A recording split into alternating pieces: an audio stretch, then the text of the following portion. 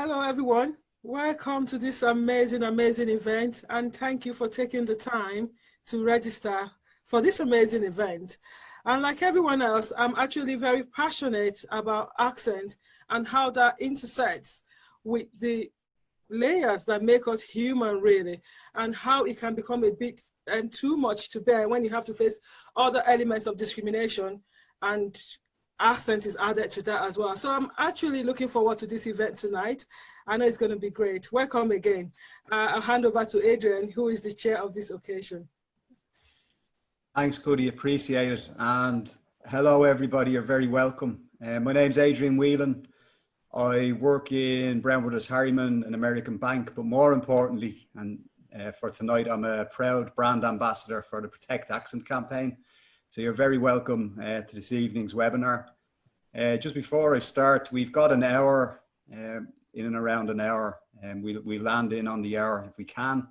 We've got plenty to say, and the people that I'm about to introduce have a lot to say on this topic. But you obviously have an interest and questions, I'm sure. So you can avail, just so you know, on Zoom, of the Zoom group chat. We will take your questions. So there's a speech box down in the bottom of the screen. If you touch on that, you'll be able to see it and access it. Feel free to ask questions on the topic. So tonight, I want to shortly address the campaign. So Protect Accents, for those who don't know, is a campaign that looks to highlight with a view to eradicate accent bias. We're very passionate about it. We believe also that accent bias has a lot of intersectionality with other socioeconomic class. It impacts disproportionately poorer people, migrant workers, black workers. So again, it has a cut through that we feel is very important. At the later end of the portion of the event, we'll talk about a few things in the campaign that you can get involved in. But that's some of the pleasantries and opening finished. I want to give an opportunity to our speakers, and I'll just, so we have Professor and Dr. Stephen Luchek, Paul McKeown, and Claire O'Connor. Paul. How are you? Nice to see us all attending here today for what, as Goody and Adrian was saying, is a really good cause around accent. Just on myself, I currently work for the Irish Human Rights and Equality Commission, but I'm appearing here in a personal capacity in that this issue around accent discrimination is affected on accent and social class and my own lived experience. So it's why I'm really passionate to get involved in this campaign. And I've also done a substantial amount of work on advancing to get social economic status included in equality legislation as a 10th ground. So that's currently me at the moment. I did work previously in the guards in the past as well. So I had some experience around that as well. So, and also the intersectionality that some of my family from my ma's side, my ma as well, grew up from a traveller background. So I'm from the inner city and I have the traveller background as well. So that intersectionality, that cuts across social class discrimination. Stephen. How are you doing? Stephen Luchek. So I am a linguist. I work in University College Dublin at the moment. I'm researching how teenagers in Dublin secondary schools encounter first linguistic diversity. So that's where the linguistics part comes in first.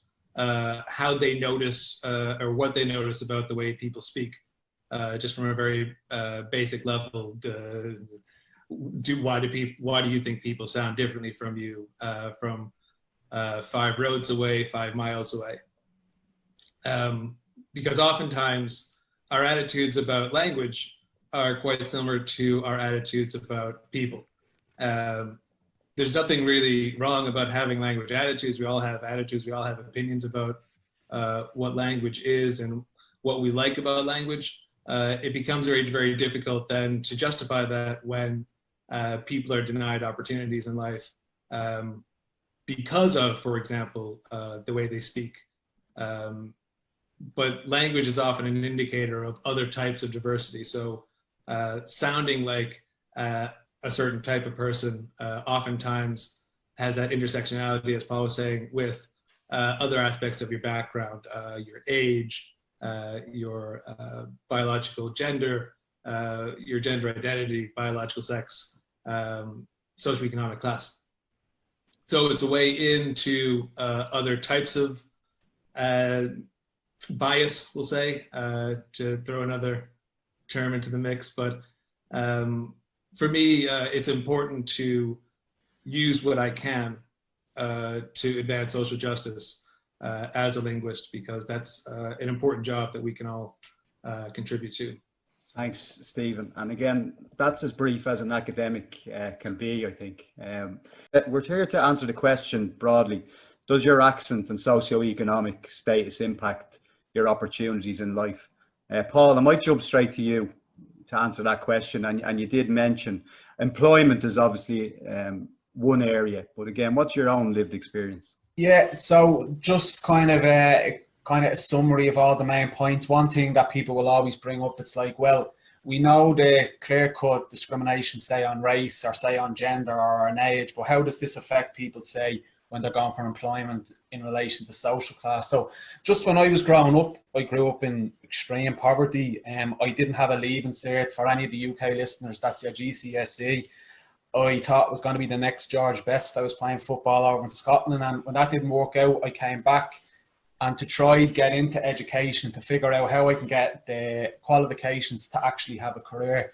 So I went through, I had to first go through a FETAC route, a leaving cert, and then I eventually got into backdoor through a FETAC route into college, and then I got into Trinity College.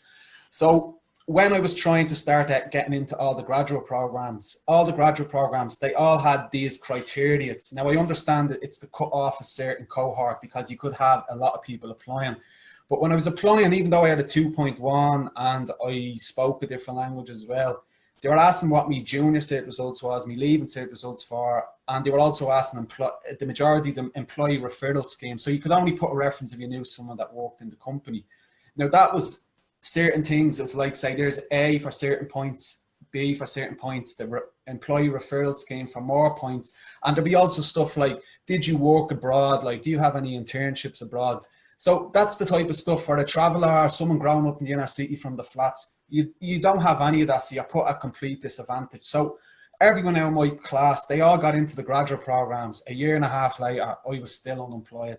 So that's all kind of the nitty-gritty things that go on that sometimes people put in the requirements subconsciously. Like, I don't think people are going out of their way, oh, I'm putting these requirements in to keep people out, certain people out. I don't think that's the case. Maybe in the past, but not necessarily now. So I then got lucky then. When I was learning to speak Portuguese, there's a big Brazilian and Portuguese community in the inner city. And I started to learn Portuguese, and this really good position came up that required you to speak native English and also Portuguese in Brazil. And it was for a big company in Ireland to go over to work in São Paulo. So my Portuguese mate said to me, you need to go for this. He worked in the company. So done the whole application, made the video, applied for it. 2 months later, I got the Dear John letter, like, sorry, we thank you for the application. A few months after that, he contacted me and says, look, can we meet up? And I was like, yeah, no bother. So I met up and was like, look, I'm leaving the company and I'm going to work for a different company in Portugal. So I felt really ashamed about what happened. And I was like, what's going on? So he basically says, when they got your application, they didn't get anyone else. Like, there isn't much people who are Irish citizens that speak Portuguese. So he said to me, when they were reviewing your application, we had a WhatsApp group. And as a lot of employers do, you know, you share things, you go out for a night out and all. And on the WhatsApp message, it says, did you get a load of your man's application? And we had to upload it on YouTube. So they start commenting saying, like, Jesus, how does this knacker speak Portuguese? And then they were joking about the stuff. The thing that was really hit me in it, when they said in the WhatsApp conversation, there was a guy who was American, because he said to them, what's a knacker? And then someone replied and says, it's our version of white trash, what yous have in the States. And when you hear social class discrimination or whatever type of discrimination, you never think it's going to happen to you in such a clear-cut fashion. Like, And I was totally blown away by this. Like, I knew this stuff went on subtly and all, but not clear cut. So he said to me, look, you can use this whatever way you want. So I rang up what's called the Workplace Relations Commission and tried to lodge a complaint. They went through the grounds with me. The equality legislation has 9 grounds. And when I was going through it then, trying to lodge a complaint, it says, look, you are discriminated on social class. You weren't discriminated on race or gender, so you can't do anything about it. So I contacted I contacted politicians, I contacted the media, but I was a bit hesitant to go to the media about it because Ireland's a small place. I tried to make the argument to them that I was like, look, this is clear cut, even though it's not a protected ground, I've been clearly discriminated against. But and I knew myself, like the chap in the Workplace Relations Commission said to me, look, you've been discriminated, even though you have a certain aspect, you're as a traveller. They were referring to you more on your social class, because in the inner city, similar, we've kind of come other that people will use these terms that derogatory terms associated with the travelling community. So that was my experience of kind of social class discrimination, where I had the qualifications, I had what I believe I had the skills and something like that, where subtly when I was trying to apply to a graduate program, and then directly when I actually got to the application stage, what correspondence people were saying. And that's more of an extreme. That might not happen to everyone, but it happened to me. And there was literally nothing. When you had a clear estate, there was nothing you could do about it. So that's my experience from the employment side of things. And Paul, just to pick up one thing. So I come from Finglas and played GAA, which is Gaelic football for England, but for Ballymun Kickums. And we were regularly just that trigger word of knacker, right? I'm going to address it. We were regularly called that. And it's an all-encompassing word that basically talks about social class, right? Yeah. So, and that's a word, again, it does trigger a lot, but there is an essence of a class war still being fought in Ireland. Would you agree? Yeah, definitely. So it all goes back to kind of, and there is a certain type of racism involved in this, in that it's all this process of othering. So if you think in the inner city years ago, when you had the tenements, when a lot of people moved out of the inner city, they were put into places like Finglas, Ballymun, and this population kind of came othered. So what way could you say you were being othered?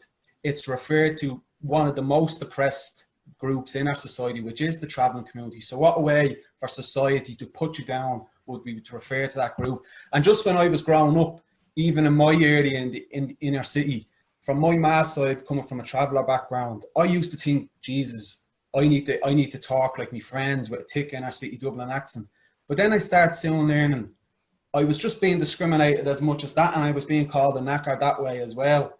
And then I got really confused about it. I was like, this is a thing that society calls a lot of people in their city, calls people and things. And it is the process of othering. It's that whole thing. Well, you might belong to the main dominant population, but you're not one of us. And it's similar in the UK and in the States as well, the way you have this issue around class. So I'd agree a lot with that, what you're saying, Adrian. So I see Claire is back with us. We can see her. Can we hear her? Can you hear me? We can hear you loud and clear, Claire. Brilliant. Maybe I'll actually turn to you again, a quick intro. And we were talking to Paul about how accent and socioeconomic class maybe dictates your opportunity. And Claire has a wonderful podcast at the moment. Maybe you just talk generally about your lived experience and actually access into the political class, which is extremely relevant at the moment in Ireland with Golfgate and political manoeuvrings. So yeah, so my background would be a very working class background, but particularly one of kind of poverty and deprivation, and we grew up around a lot of domestic violence and then addiction and homelessness. So a lot of those kind of social issues I've experienced firsthand, or I've watched the people I love or people around me experience them. And then just on a wider scale, the people in my community, the many communities I've lived, you know, from Clondalkin to Coolock to town, I've lived all over the place. But I mean, the idea that your socioeconomic class doesn't affect your life opportunities just seems so absurd to me that I can't. Sometimes I'm like, how do we have to even have this conversation? The individualization of, you know, social problems, which in reality, you look at poverty, for example, poverty as an indicator is the single most biggest indicator of mental health when you're older. And if you look at like ACEs, for instance, adverse childhood experiences, which come from poverty, it's actually poverty is much of a bigger indicator than ACEs are. ACEs put you at risk of them, but living in poverty actually is a much stronger indicator of future mental health.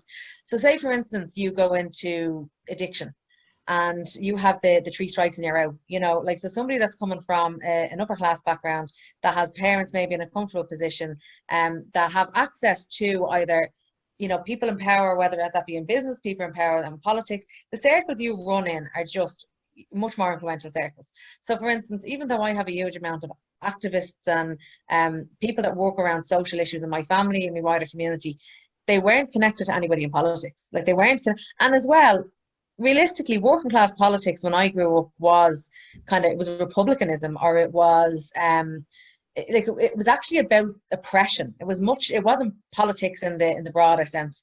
So I went, like, I ended up going into finance. I went into finance thinking I have to get a solid job that'll give me a you know, a kind of salary for life. And then the recession happened and I thought, why am I working on something that I'm not passionate about? So I went and I studied social science. So even though I feel very lucky when it comes to this stuff as well, and that I don't feel like I've usually been discriminated against by my accent. But even though I had every opportunity around education, I was always top of my class. I received this kind of positive reinforcement from day one when it came to school. I still, when I went into the workplace, even though I could be smashing projects out of the park, I always felt a little bit tokenistic. I felt a bit of a token. It was always like, if there was something on the news, say, you know, a murder in the area or some big crime story, it'd be jokes like, oh, you probably know them, Claire, do you?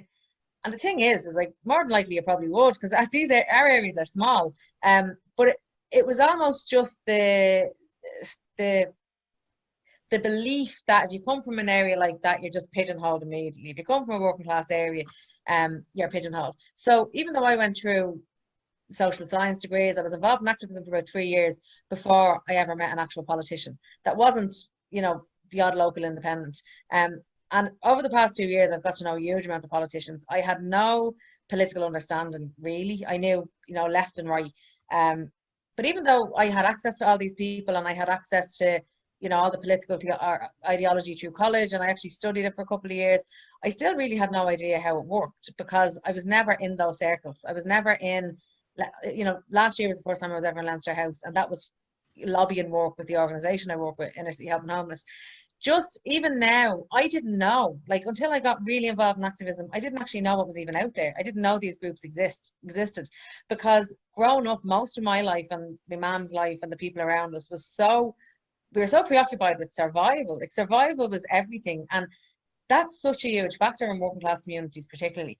And I mean, just to link it back to accent, I think that what comes from survival being your biggest priority means that so many other areas that you should have an interest in or should have experience in or might be able to explore a little bit, they just don't exist to you. And they don't exist to you either forever. I have friends who couldn't name the Taoiseach. Like, genuinely, they just wouldn't tell you the first thing, because it feels so far removed from them, because their lives just, it can be so tiresome, you know, having to survive coming from a background that is putting barriers in your place all the time. So yeah, I think that the accent part links into coming from just any kind of working class area.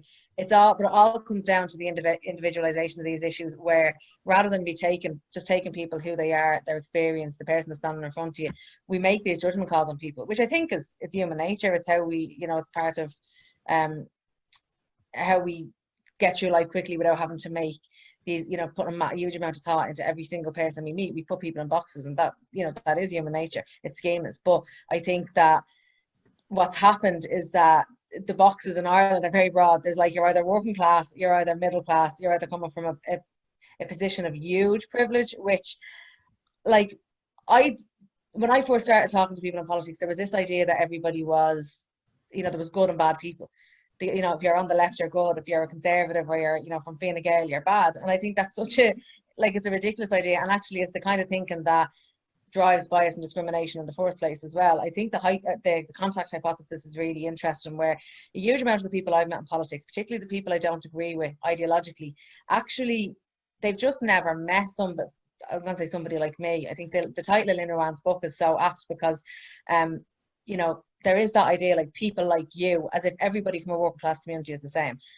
So I've no, I've met politicians who say know me from Twitter or know me from the work I've done and met me and are like, geez, you're not at all like I'd expect you to be. And it's like, well, what did you expect? This angry working class woman? Yeah, so And it's just very interesting to pick up your point on survival, right? Because someone said, actually, it was Goodies today said something about, oh, your family must be proud of your professional career or the advocacy work you do. My mother has no idea about my work, and she has no idea about things like this Zoom calls about diversity and inclusion. Because my mother, again, has dealt with addiction, but she just tries to survive day in and day out. I'm Adrian, her son. She has no greater understanding or want to understand things like this. So sometimes we can be speaking to the choir, and those that we most want to help aren't engaged. And again, that's, I suppose, what we're trying to highlight here again today is them opportunities just aren't afforded to certain people. I just want to, Jen, segue if I can, Dr. Luchek. Again, access to education, there's a lot of focus on it. But again, you know, you're in the academic world, in the university world. Does accent have a direct linkage to access to education? Well, I mean, the things we notice in universities is that in universities in Ireland anyhow, you don't always hear a great diversity of accents. You tend to hear people who are from this nice middle-class background. And a lot of times that's rooted in some of the educational inequalities in Ireland. We like to hold up our education system as being one that's fair, it's unbalanced, impartial to where you come from, but it absolutely is not. I mean, you look no further than the current controversy over predicted grades and how the socioeconomic background of the school is mooted to be part of the equation in determining what your leaving cert points would be. And obviously, like anybody from Ireland or the UK, it's done very similarly. The marks you get on this exam, this series of exams, is it determines what degree you get to do. Now, the UK took caps off their degrees, so that opens things up a little bit more. But in Ireland, we're still very much locked into you can take in 140 new first years, and you know that's that. You can't take any more than that. So the people with the highest scores, the highest points, obviously are going to get those points or get those spots. But just being good at taking 6 to 8 exams is not the whole. That's not the whole picture. The people who tend to do very, very well on those exams, now I'm generalizing very much so, I'm sure there are plenty of examples on both sides, but the people who tend to do better in those exams are ones who go to schools that have better access to additional teachers or additional courses, extracurricular activities, students whose parents are able to pay for grinds, for private grinds, maybe to send them to we have these schools where you can go to learn how to take the leaving cert exam if you don't do well the first time, to repeat it. But that's not available to everyone. For most people, you take an exam, a series of exams, you get your points, and that's that. There's no coming back. You can't afford to pay the appeal fee. You just get what you get. And if you get a spot at a university or an IT, great, you get that and you take it. The fact that my personal experience is that there is some diversity, and Claire was talking about tokenism in jobs. It can sometimes feel for students that there is a tokenism going on there, that well, you know, it's great, they're holding me up because, or they're showing me to be a great example of people who are on my course because I don't come from a traditional UCD background. I come from, maybe it's the inner city, maybe it's the southwest of the city, maybe it's the north side, places where it's it's not as, you don't have as much of a tradition of going to a university. And that tradition can be your parents went there, your older siblings went there, aunts and uncles, that sort of thing. And I think there was a mention there in the chat about parents, that parents are survivors. For a lot of students at third level universities, at the elite schools in Ireland, their parents probably didn't have to be survivors. They probably had a lot of these same supports in their lives. They had the chance to go to a school with small classes. They had all additional voluntary contributions in their school where their parents were able to chuck in a couple £100 to make sure that they got their ski trip over the spring break, to make sure that they got extra lessons in Irish, to make sure that they got all the advantages that they needed to succeed. Because we had this one idea about success. We have this idea that there's a linear progression. You go to primary school, you go to secondary school, and you go to third level. Then you get a good job and you buy a house in the suburbs. I mean, it's not real. It's a plastic life, really, that we hold up as this exemplar of how to get ahead and how to live a happy and fulfilling life. I think that accent is that leading edge. It gets us into all these other parts of discrimination, of disadvantage, of othering. And sometimes we can do that ourselves. We can use our accent, as Paul and Claire were talking about. We can use it to in-group. We can make ourselves sound more like the people that we want to sound like. We want to be liked. That's a human universal. People tend to enjoy being liked by other people. So we try to sound a little bit like them sometimes. It's not always a conscious choice. Sometimes it can be, but we do it unconsciously. And it's one of the wonderful things, I think, that makes us interesting humans, is that we can do all these different things with our voice, and it's so much part of our identity that you can be whoever you want to be. But there's always going to be some official voice, some thumb on the scale that's saying, yeah, you pretended long enough. We know what you really are. We know that you come from this area where, like they were saying, there was a shooting last night or last weekend. You'll be found out eventually because you'll slip up and you don't know, who won Eurovision in 1972. Because it's just something that people know, and nice middle-class people know all these interesting things about tea parties and crudité. It's a great point, Stephen. Again, everything you're saying, I know we're in an Irish context, but again, it's a universal, global story, right? Just to spin along, and Claire, I'll come back to you if I may. And I don't want to fixate on politics, but I do think it's an interesting one around the cross-section of society. And there seems to be different rules for different classes, right? And we've seen it in Ireland very, very much recently. And I'll just put two groups up as straw people. So meat workers, low paid migrant workers primarily, okay, have been slightly ostracized in the COVID debate in Ireland and lockdowns, while our political class go out to the west of Ireland and play golf and carouse. Is there different rules for different classes, and the way you talk actually puts you in this rule set or that? Yeah, I do. I mean, I think that just exemplifies the what's at the core of our structural system. It's structural inequality and it's structural violence. And, as John Hume would say, it's an accident of birth. Where you're born into and the circumstances you're born into are an accident of birth. And it's that should be such a fundamental thing that we all learn, because accent is really, it's generational. It's about your family. It's where you're from. It doesn't actually say a huge amount about your personality other than your surroundings and who you are in terms of like your family, where you've grown up, your experiences. But when you look at what happened with Golfgate particularly, I mean, that's people that have lived for so long with the understanding that they can get away with more than the average person, that it just didn't cross their minds that would be the scandal it was. Like, ultimately, that's what it is.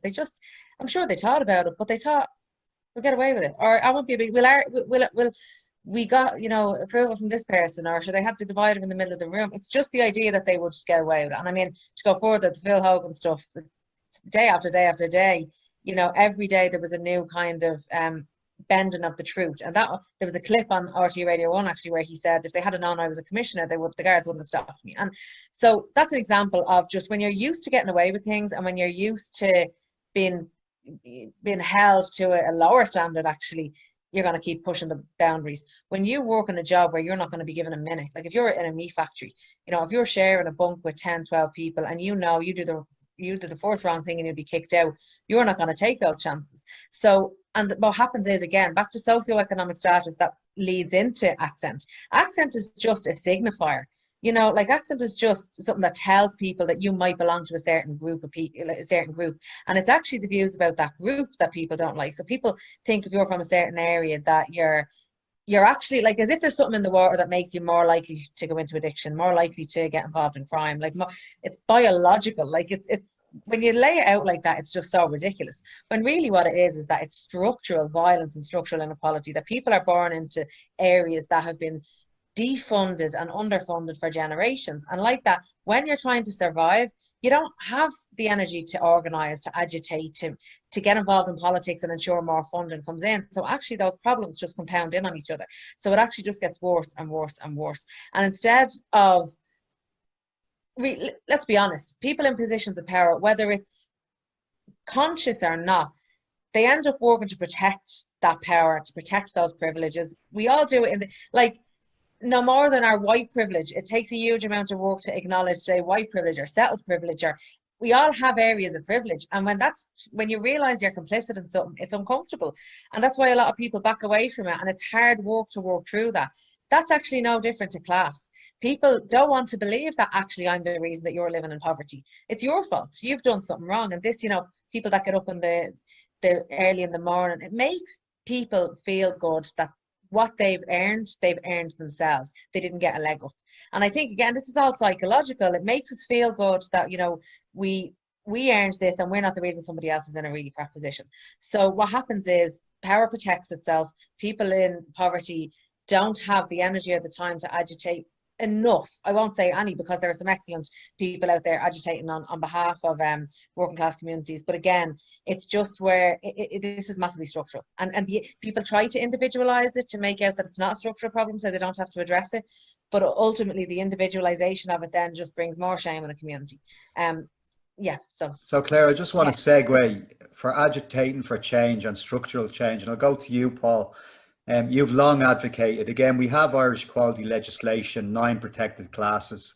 You kind of touched on it already, but you are advocating for a 10th protected class. Would you like to tell everyone about that? Yeah, so I'll just touch into this. And again, for our listeners in the UK as well, we have a fairly similar equality legislation here in Ireland that's on 9 grounds.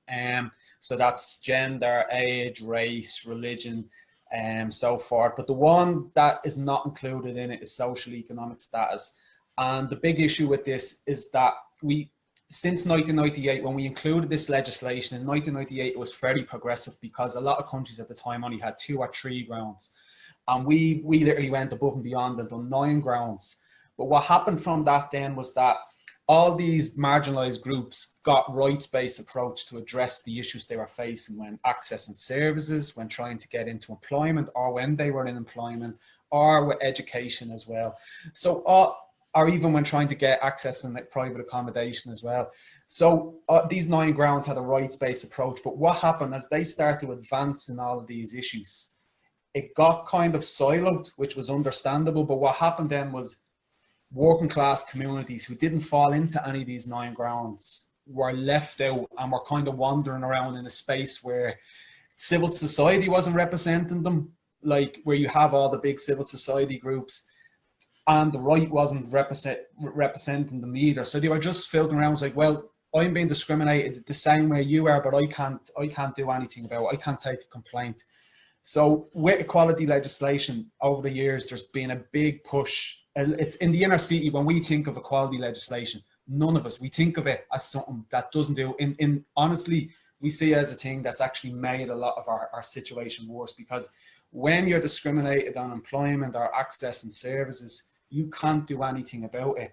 And it also breed, this is why it's important, all the intersectionality, and that all marginalized groups can collectively work together to address all these issues. Because at the moment, say in the inner city, the two big groups in the inner city that were put into segregated flats years ago, and it's very segregated in the inner city. It's people from the inner city, Indigenous residents, and the traveller community as well. And speaking from lived experiences as well, that has a bit of both in my family. If something happened, someone say who was a traveller, they would have a rights-based approach, but the same issues, the same derogatory terms who are referred to people in the inner city when trying to book something for a christening, a wedding, trying to get a job, putting down their address, trying to get even health insurance or any type of car insurance, and they're treated unfairly. Or as Stephen was saying as well, with the social profiling, when it happens on social class, you can't address it any further. And the other thing, when we get into the whole systemic thing of it as well, when the state looks to address equality and advance issues, like say even recruitment into the civil service, it's done on the legislation, 9 grounds. So if you have someone from the likes of Sheriff Street, generational, systemic, has been oppressed, their father, their grandfather has been put into industrial schools, they can't get any type of affirmative action because they're not included. Do you know what I mean? So these are all the things that needs to be addressed. And the other thing, when we're doing studies now on equality, where in the past we used to take into social class, it's coming less and less included. But that is understandable, because when academics, civil society, they need to work within a rights-based approach. And if they don't have grounds, a lot of people now are operating within the grounds. And a frustrating thing also, when we get into even corporate social responsibility, if you look at a lot of companies like Facebook, Twitter, all their equality policies is on 9 grounds. And what that's doing is leaving out. So what you could have a situation then where, say, someone who comes from a really, really privileged background but falls into one of those grounds is able to fail with positive action, to where someone outside that can't. And that breeds resentment amongst all marginalized groups. So with a social economic ground, it will add protections for people that are excluded, but also will strengthen the groups that are already protected, and will get rid of that tension that's going on. And just to finish on that, just there positively, from a lot of the campaigning and addressing this and bringing it up a lot, because in the inner city in Dublin, it's literally completely segregated. The way you have walls and gates that separate, and there's gates. The government recently put it into a program for government, a commitment to examine the potential of including social economic status. So getting that in there will be historic for people in the inner city. And a big ask, the unfortunate thing at the moment, a lot of people, not just who don't have an interest in equality, people who do have an interest in equality, they are silent on this issue. And people keeping their silence on this only breeds resentment in a lot of impoverished communities like the inner city, like Ross. So speaking from someone who comes from both from the backgrounds, some of my family kind of fail of a rights-based approach to it. Other aspect of my family and my friends that I grew up with can't. And to see the same discrimination that happens, protected groups happening them, and they can't even report it, it is heartbreaking. So that's something that can change that. It's not going to solve everything, but at least it will give a rights-based approach to address these issues. And just finally, it will also... It's your third finally, Paul. Yeah, it will also encourage employers and services to give them more confidence. Actually, do you know what? We just have to abide by the 9 grounds. If there's a 10th ground, then we need to come compliant with that as well. Yeah, no, great points.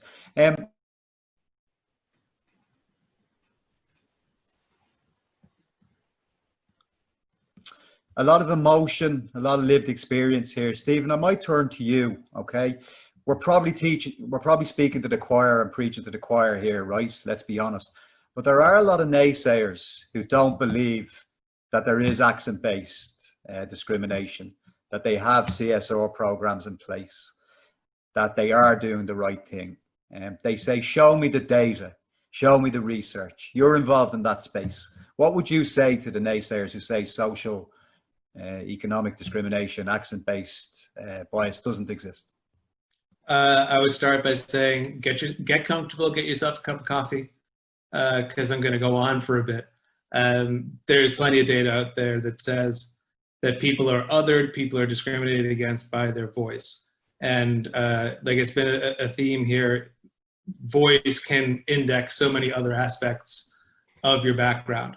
So we look at John Baugh, who's a linguist at that time in San Francisco. They ran a study, himself and two colleagues, where they rang estate agents and tried to get appointments to view an apartment. You know, simple enough. They made about 400 phone calls, something like that. But one of them was white, one of them was black, and one of them was Hispanic. And you can probably guess who got the most positive responses. The white person did. And then the black person, the Hispanic person got a fraction of the yeses, just to view an apartment. And this happens all the time, anecdotally. People are constantly on Twitter. I mean, I troll Twitter for this sort of thing, looking for firsthand experiences of being discriminated against by your voice.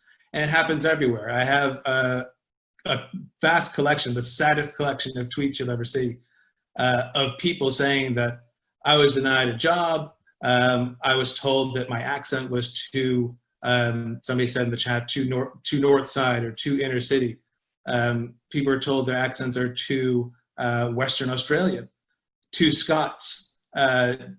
People are told that they'll never get a job because they sound too much like the person that they are. So, I mean, that's the ultimate slap in the face, is that you're not getting this job because you don't have the right qualifications, you don't have the right experience. We just don't like you.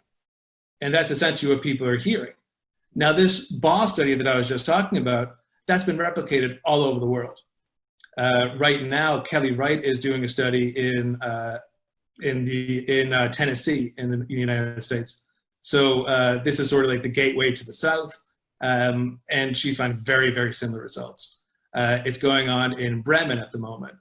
Inga Dubois is a linguist there, and she is finding the exact same thing. People from who sound like they're speaking German with an American accent, people who sound like they're speaking standard German, and the third group is people who sound like they're speaking German with a Turkish accent. So they're from an othered community. And this is like, you know, when it comes to this sort of thing, that's racism. Plain and simple. You can't say anything other than you're being denied an opportunity because of an element of your background, and this element is your race. And it's in essence willful blindness, right, to say there isn't research, because you've just listed them off the top of your head. Google is your friend. There's plenty of research out there. But just so everyone knows, we actually have a survey still open just on this specific issue.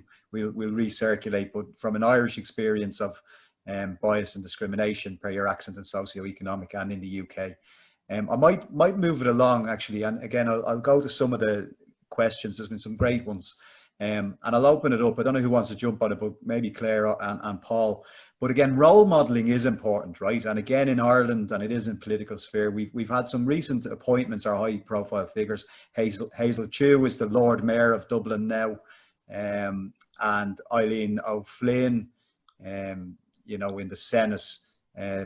Asian, Chinese background and descent, and traveller background. Again, we haven't really had this amazingly before again, entering the political class. Is that significant, Claire? Yeah, it is. It's massively significant. I would particularly, Eileen is the first elected traveller woman to the Houses of the Oireachtas. And she's actually coming on our podcast this week, if anybody wants to tune in. Plug there. So, I mean, anytime you have anybody with lived experience in the House like the Oireachtas, it's a benefit, because I think the work of Lynn Rowan and the Civil Engagement Group is a prime example. So what they did was, when they got into the Senate and they came together, any piece of legislation that comes before them, they bring in the groups affected. They bring in the people with the lived experience and the people that the legislation will actually positively or negatively affect. And that group informs the work that they do. And I just think that is the best possible way for legislation to move forward. But then when you have people with lived experience actually in those seats and are able to speak to the Taoiseach, the Taoiseach, able to stand up in the Senate and give representations, and most importantly, able to influence legislation. Like I said, it's this, the contact hypothesis. it's not that all of these people just don't care. They just actually don't know that this is an experience that's out there. They don't know. They don't know. They don't know travelers. They don't know people that have grew up in poverty. They just don't know the experiences of people. So when they sit beside somebody like Lynn or like Hazel or like Eileen and they talk to them, a lot of the time people listen and they actually want to make a difference. So I don't think it can be understated how important that is. And just quickly on a second point, representation matters.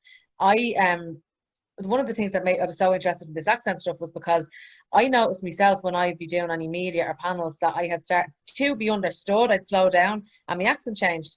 And it was only when I really started to understand representation, when I'd see Lynn Ruan and my reaction to see somebody that was like me speaking on a panel or on the telly, it made me realize how important it was. So I'm now going the opposite direction. I'm trying to find my way back to my original accent while still being understood. So I think representation alone is a big enough reason. Paul, do you just want to weigh in just on representation?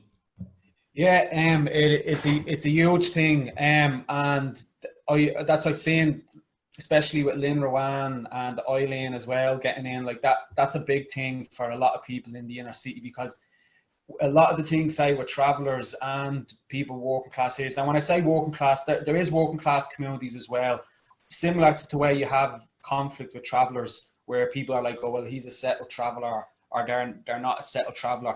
You have this kind of snobbery within the working class community as well, to where we get this a lot in the inner city. It's that you've been othered, and especially out in Tallaght as well. Tallaght was a place where a lot of people got othered, and Lynn Rowan, she really is a role model for a lot of people in the inner city, and especially with Eileen as well. So it's having those figures as well. And I'll give a shout out there as well to Gary Gannon as well, that it's shown that you can go on. And that's the thing all around diversity, is that I'll just give you an example there. When I was in the States and I speak like this, they absolutely loved it, and they all wanted to chat to me.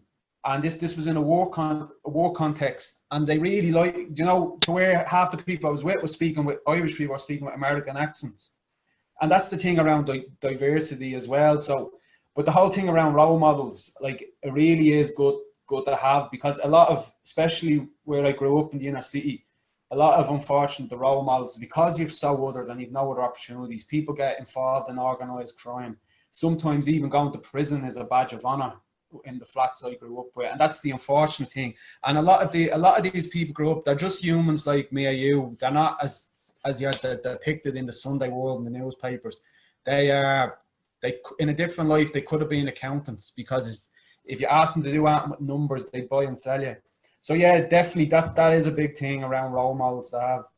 They literally dodged a bullet on accountancy, to be honest. Anyway, we've talked a lot. We've talked a lot about the problem. Okay, I want to move to positive solutions, right? So on an individual level, on a corporate level, on a concrete level, and Stephen, I'll just jump to you. What can people do actively to change everything we've discussed?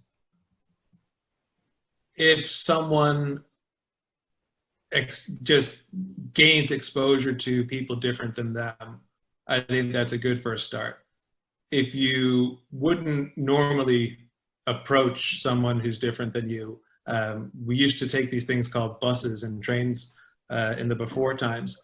But when you see someone who's different than you, say hello to them, nod your head to them, give them a wave. Things you would do to people who are more like you.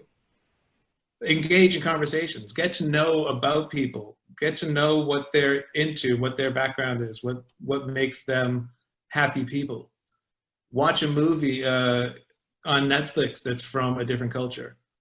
You can get exposure to lots and lots of different aspects of intersectionality just by, sitting on your sofa. What we're all getting very, very good at doing over the past 9 months.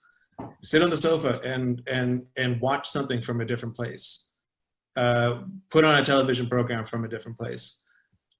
Keep an open mind. I mean, it's all the right on, hippie stuff, like just be open to new experiences.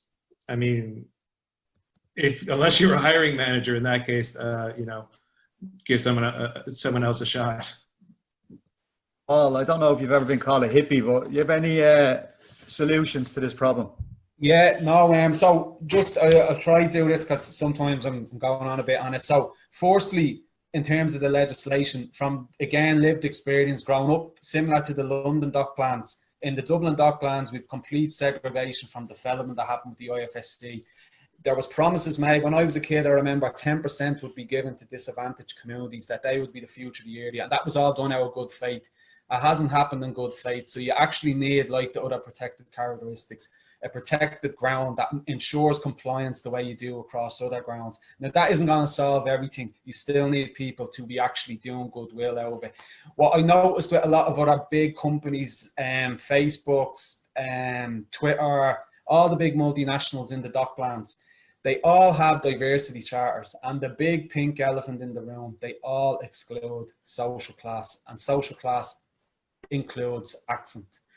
That's the thing. So if we are thinking about diversity and all, and it can be quite shameful. Like if you just look off, say, on Sheriff Street, it's completely segregated by a gigantic wall.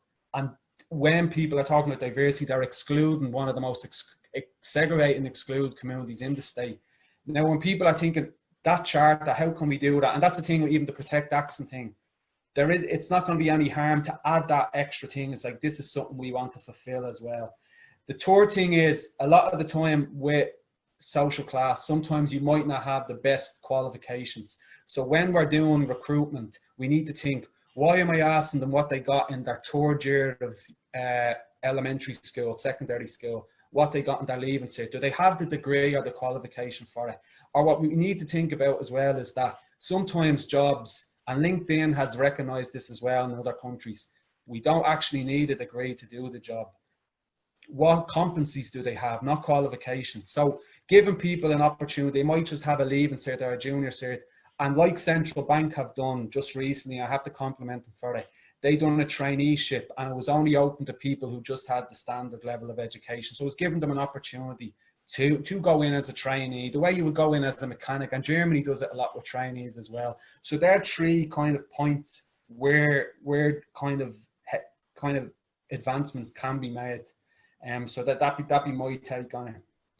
I'll just double on what Paul said just before I go to Claire. But again, for employers, you're cutting off swathes, like there's a war on talent, right? And just how you're designing your job specifications and the requirements for those jobs is cutting away your opportunity to get access to this talent. So really, I would reflect on what Paul has just said there.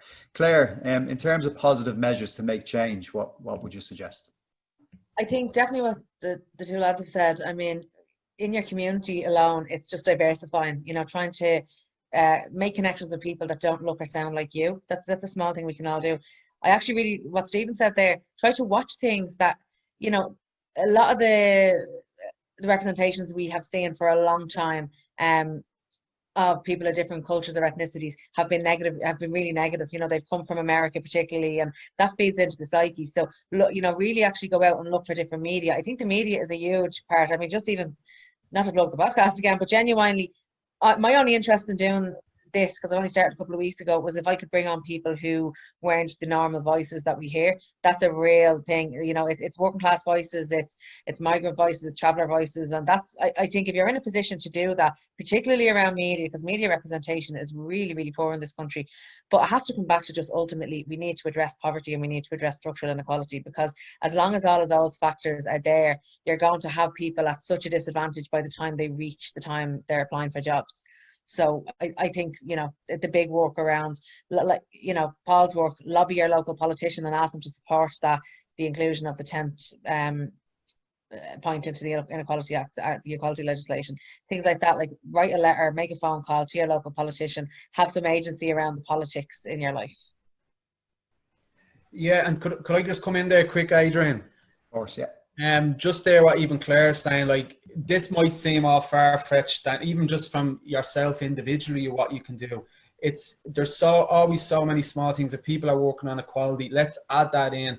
Or even, I'll just give a very quick example there.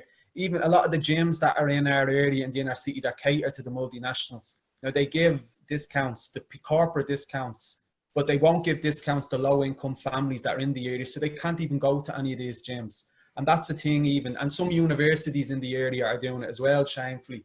So that's the thing. It's about like, how can I call that out? Am I on a committee in the university, or am I in the employment? Our employer might have a gym. Let's on a Saturday and Sunday, let's let the local community use that gym as well. So there are little things as well that you can do. Can I just very quickly, one thing, when you're having conversations and people portray negative stereotypes about someone that doesn't sound like you, like, not even, don't call people out, call people in.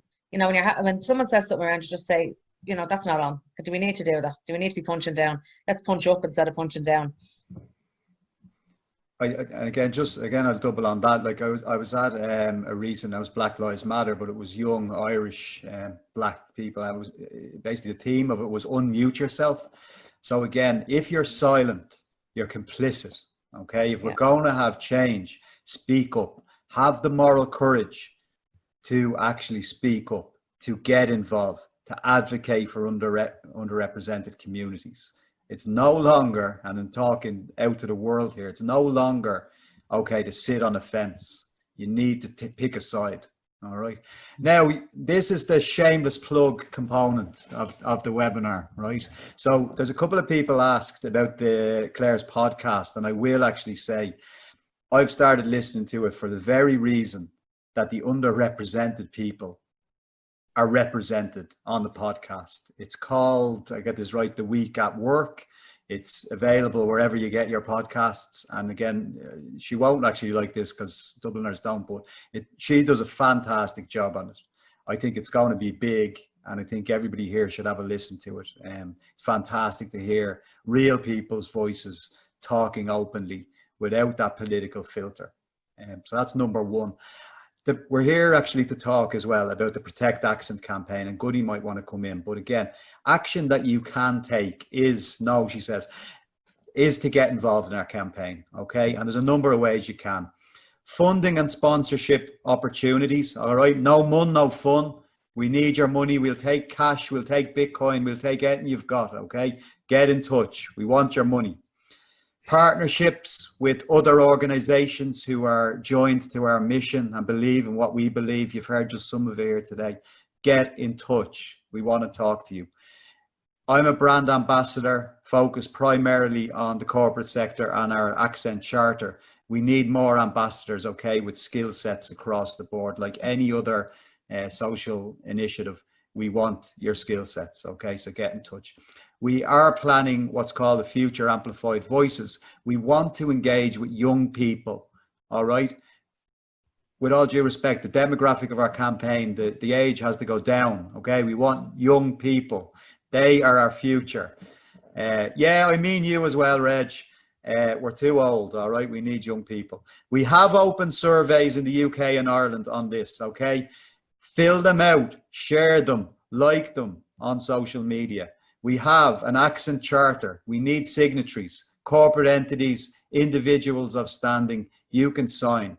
All right. We also have accent bias training available. All right. So these are tangible actions you can take. And the other thing I will say to wrap up, with future events, if you are you thought this was anyway good in any way, shape or form, we're looking for speakers. We're looking for people to help us out on future events.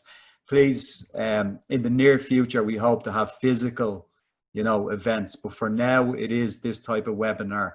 If you want to get involved, just get in touch. Now, I will wrap it up. I'm respectful of time. I didn't get to all the questions, but let's keep this conversation going, either on social media, email, telephone, Zoom, Microsoft Teams, or any other way that we can communicate. We need to keep the conversation and the momentum going. First of all, I'll thank Goody for hosting and basically for founding this fantastic campaign. I'll thank Dr. Luchek, Paul McKeown, and Claire O'Connor for their contributions today. It was a lot more in order than I expected, but again, we'll continue to talk. Again, I'll finish and conclude by thanking everybody, and again, hope to talk to you soon. Thanks, Adrian. Thanks. Thank you, everyone. Thank you for coming. Thanks, Goody. That was brilliant. Thanks. Thank you. Bye.